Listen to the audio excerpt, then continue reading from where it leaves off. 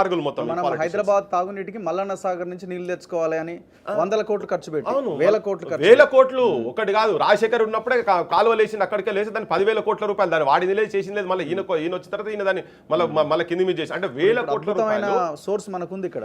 అద్భుతమైన సోర్సెస్ ఉన్నాయి ఇక్కడ. ఈ కబ్జాలకు కనుక గురి కాకుండా ఉండేది ఉంటే ఎందుకు ఇక్కడ మనం దూరం పోవాల్సిన అవసరం లేదు. మన పక్కకు మూసాపేట్ల మైసమ్మ చెరువు దాదాపు 148 ఎకరాలు ఉన్నది. 70 ఎకరాలు కబ్జా గురైతుందా? 10 ఎకరాలు అయితే సీరియస్ గా మొత్తం మట్టి నింపి పెద్ద పెద్ద అంతస్తులు కట్టిండ్రు.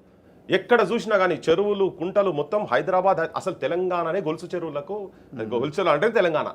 ఓకే, దీన్ని మొత్తం వీళ్ళంతా ఇక్కడ కాదు ఇక కింద కూడా మొత్తం కంప్లీట్ కబ్జాలకు గురైనాయి. డ్రైనేజ్ వాటర్ అంటే ఉన్న సమస్యలు ఇప్పుడు అదే అంటున్నా కదా, ఉన్నోనికేమో విలాసాలు, లేనోనికేమో విషాదం. ఎందుకంటే వాడు ఉన్న ప్రాపర్టీస్కి ఇప్పుడు చిన్న వర్షం పడితే ట్రాఫిక్ 4-5 గంటలు జామ్, రోడ్ల మీదకి నీళ్ళు వస్తున్నాయి. ఎటు పోతాయి? నువ్వు దాని న్యాచురల్ ఫ్లోను ఆపినప్పుడు ఎక్కడ పోతాయి ఇవన్నీ? నీళ్లు పోలేక జనం ఇబ్బంది పడుకోవడం, ఆస్తి నష్టం జరుగుతుంది, ప్రాణ నష్టం జరుగుతుంది. ఇవన్నీ బాధ్యులు ఎవరంటే ఇప్పుడు మీరు అంటున్నారు కదా పెద్దవాళ్ళని కూల్చాలని. ఇప్పుడు నాగార్జున పెద్దోడే కదా, స్టార్ట్ చేశారు కదా, మరి ఆ దిశగా వాళ్ళు ప్రయత్నం చేస్తున్నారని మీకు అనిపిస్తలేదా? అదే చెప్తున్నా కదా, మళ్ళీ అగైన్ అది లాస్ట్ వరకు తెలుస్తుంది. ఇప్పుడే కాదు కదా, ఇప్పుడు నెక్స్ట్ నువ్వు ఏమేం చేస్తున్నావు, ఏం సంగతి, ఆరంభ శూరత్వం కావద్దు.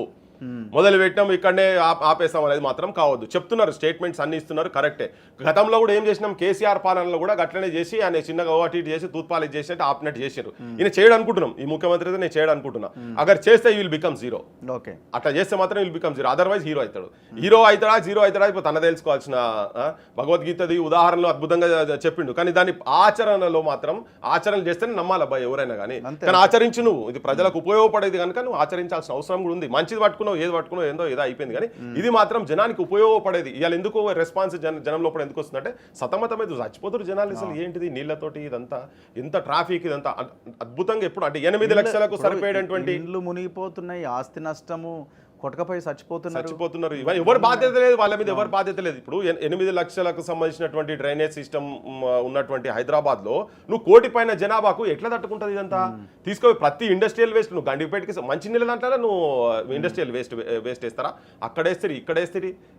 హుస్సేన్ సాగర్ బాయ్, ఉస్మాన్ సాగర్ బాయ్, నువ్వు దేన్ని వదిలిపెట్టారు? మీరు ఏది వదిలిపెట్టలేదు. కాబట్టి దీని బాధ్యుల మీద కంపల్సరీ వీళ్ళందరి మీద ఎవరెవరైతే దాని చుట్టుపక్కల అలా ఎంత పెద్దోళ్ళైనా కానీ నేను చెప్తున్నది కాదు, దేశద్రోహుల కింద పరిగణించాలని చెప్పని కోర్టులు చెప్పిన తర్వాత ఇళ్ళ మీద కేసులు కూడా బుక్ చేయాలి. ఇప్పుడు ఉట్టు కూడా వదిలిపెట్టదు.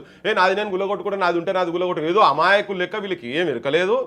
ఇప్పుడు వాళ్ళు లెక్క సరే, వాళ్ళు FTL లో లేరు, బఫర్ లో లేరు అనుకుందాం. 111 జీవో అనేది ఒకటి ఉంది కదా, అట్లా కడతావు. దాని ప్రకారం క్రైమే, నువ్వు ఎట్లా కట్టడానికే లేదు, అది చెప్తలేరు. మళ్ళీ జీవోకు వ్యతిరేకంగా మేము కట్టినామా కట్టలేదా, ఒకవేళ మేము వ్యతిరేకంగా కడితే కూల్చండి అని అనట్లేదు.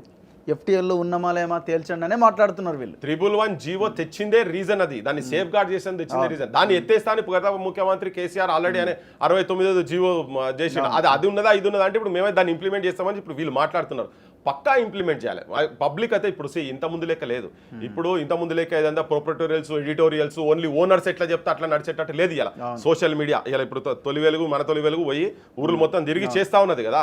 So gone are those days ఏదో మేము ఏది చెప్తాం 10 మందిని మేనేజ్ చేస్తే నడుస్తున్నట్టు లేదు. ఇలా జనం లోపలికి ప్రతి ఒక్కరి దగ్గర ప్రపంచం చేతులు ఉన్నది, ఇదంతా పోతున్నది. అలా ప్రతి ఒక్కటి నీ మీద, ఈ గవర్నమెంట్ మీద తీస్తారు. ఎక్కడెక్కడ నువ్వు నిజాయితీగా చేస్తున్నావా, నిర్మోమాటంగా నిర్భయంగా నువ్వు చేస్తున్నావా, జనానికి ఉపయోగపడేట్టుగా దీర్ఘకాలిక ప్రణాళికను పట్టుకొని నువ్వు చేస్తున్నావా అనేది అబ్జర్వ్ చేస్తుంటారు. ఇవన్నీ రికార్డ్ అవుతుంటాయి. నువ్వు మొత్తం చుట్టుపక్కల 111 జీవోలో ఉన్నటువంటి ఆల్ ఈ కంఫర్ట్స్ ఉండి వీళ్ళు ఏంటంటే విలాసాలకు ఏదైతే చేసుకొని పెట్టుకున్నారో అవన్నీ మొత్తం కూల్చాల్సిన అవసరం ఉన్నది. అది కూల్చినప్పుడే, అది కూల్చిన తర్వాత నెక్స్ట్ నువ్వు చిన్న బిల్డర్స్ ఇటువంటి వాటి మీద నెక్స్ట్ రా.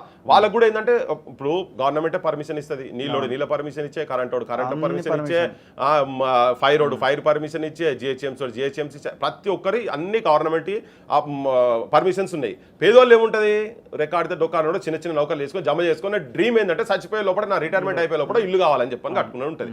బట్ అన్నిటి పర్మిషన్ నువ్వు ఇచ్చిన తర్వాత వాళ్ళు ఏమనుకుంటారే ఇదంతా ఉన్నది కదా. ఇప్పుడు ఒక్క ఆఫీసర్ని కూడా ప్రాసిక్యూట్ చేయలే, వాళ్ళ మీద కేసులు ఇంతవరకు అయితే ఫైల్ చేయలే. మరి పెడతాం అస్సలు మెజారిటీగా ఉన్న కొంతమంది ఎంప్లాయీస్ దొంగలుగా ఉన్నారు. పై స్థాయిలో ఉన్న అధికారులు కొంతమంది పర్మిషన్స్ ఇచ్చేవాళ్ళు, పై స్థాయిలో ఉన్న అధికారులు తోటి చూసి కింది స్థాయిలో ఉన్న అధికారులు లొంగాల్సిందే. ఓకే, అది జరుగుతుంది. తర్వాత మొత్తం ఆమ్యాలు ఎట్లాగో ముడతాయి కింది నుంచి మీద దాకా.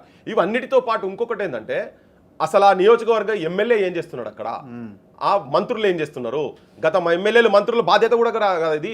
నువ్వు చెరువులు కుంటలు పోతున్నాయి, నాలాలు పోతున్నాయి అన్నప్పుడు నేను ఉట్టి ఆఫీసర్ల మీద, ఇప్పుడు వీళ్ళు అంటారు కేసులు ఆఫీసర్లు అంటారు కదా, నేనేమంటున్నా అంటే ఈ రాజకీయ నాయకుల మీద కూడా కేసులు పెట్టాలి, పెట్టాల్సిందే, బరాబర్ పెట్టాలా వీళ్ళ మీద. ఆట ఇప్పుడు సపోజ్ ఇప్పుడు ఉన్నది, ఇప్పుడు మనం అనుకుంటున్నటువంటి చెరువు పోయింది, ఇప్పుడు ఆడ జోడిమెట్లలో జోడిమెట్ల ఫ్యాక్స్ సాగర్ది ఉన్నది కదా, దాని గత 7 ఏళ్లలో 100 ఎకరాలు పోయిందట, 500 ఎకరాలు అనేది 100 ఎకరాలు కబ్జాకు. సో ఇప్పుడు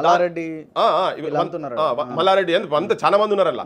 సో ఇప్పుడు వీళ్ళందరి మీద అప్పుడు ఎవరున్నారు అక్కడ, ఎమ్మెల్యే ఎవరున్నారు, ఇప్పుడు ఆయన అయితే మంత్రి కూడా ఉండే కదా, వీళ్ళందరి మీద నువ్వు కేసులు పెట్టాలి, ఉట్టికి అధికారుల మీద పెట్టుడు కాదు, ఎమ్మెల్యేల మీద, వీళ్ళందరూ కూడా బాధ్యులే కదా, వీళ్ళు అక్కడ లోకల్ రిప్రజెంటేటివ్స్, వాళ్ళు కాపాడాల్సిన బాధ్యత. ఎందుకంటే రియాల్టర్లే పాలిటీషియన్స్ అయినరు, రియాల్టర్లే ఎమ్మెల్యేలు అయినరు, రియాల్టర్లే మంత్రులు అవుతున్నారు కాబట్టి ఒకటి అంతా కూర్చొని వీళ్ళంతా కబ్జాకారులు మొత్తం ప్రభుత్వాల మీద హైయెస్ట్ పొజిషన్స్లో ఉన్నారు కాబట్టి అధికారులతో పాటు వాళ్ళ మీద కూడా కేసులు పెట్టాలి, వాళ్ళని కూడా బుక్కల వారేస్తే. కానీ ఈ సిస్టంలో అరే ఇంకెప్పుడు ఇది చేయొద్దు, ఎక్కడో దగ్గర ఎవరన్నా ఒకరు ఇటువంటి వాళ్ళు వస్తారు, వచ్చినప్పుడు మనకి ఇబ్బంది అవుతుంది అనే సిచ్యువేషన్స్ తీసుకురావచ్చు. ఈవెన్ టౌన్లో కూడా మునుగుతున్నాయి, మొత్తం టౌన్లో చెరువులు కూడా మాయమవుతున్నాయి. మనం కూడా పోయి చేస్తాం కదా, మన వరంగల్ వడ్డపల్లి చెరువు కట్ట మీద పోయి మొత్తం మొత్తం కబ్జాలే కదా. మనం పోయినప్పుడు వచ్చి వాళ్ళంతా లోకల్ కూడా చూపించారు కదా చెరువులు ఎట్లా కబ్జాలు అవుతున్నాయి ఏందనేది. ఇక్కడ కాదంటే పై నుంచి కింది దాకా మొత్తం ఈ దోపిడిదారులు ఇటువంటి వాళ్ళు, ఇటువంటి ఆలోచనలు అంతా రియల్ ఎస్టేట్ మాఫియా, ఈ రియల్ ఎస్టేట్ మాఫియాలు అందరూ ఎమ్మెల్యేలు అవుతున్నారు కాబట్టి వాళ్ళే చేస్తున్నారు కిందాక. అందుకని ఓన్లీ అధికారులను కాకుండా వీళ్ళని కూడా ఎమ్మెల్యేలు ఇటువంటి వాళ్ళని మీద భరతం పడితే తప్ప వీళ్ళ మీద కూడా కేసులు అయ్యి వాళ్ళని కూడా బొక్కల వారేస్తే తప్ప ఎంతసేపు చెప్పి ఇవన్నీ తీసినందుకు ఎంతసేపు మొత్తం అంటే సిటీని మొత్తం హైదరాబాద్ని అయితే బాగ్లింగంపల్లి, బాగంబర్పేట, ఇక్కడ పక్కకు మనది కూడా కుందన్ బాగ్, ఇవన్నీ అంటే గార్డెన్స్ మొత్తం పోయినాయి, ఇండస్ట్రీస్ పోయినాయి, ఆంధ్రలో వచ్చి మొత్తం నాశనం చేసినట్టు తెలంగాణ లీడర్స్ కూడా వాళ్ళతో వత్తాసు వాళ్ళకి వీళ్ళు వచ్చినాక వీళ్ళదే పని వీళ్ళదే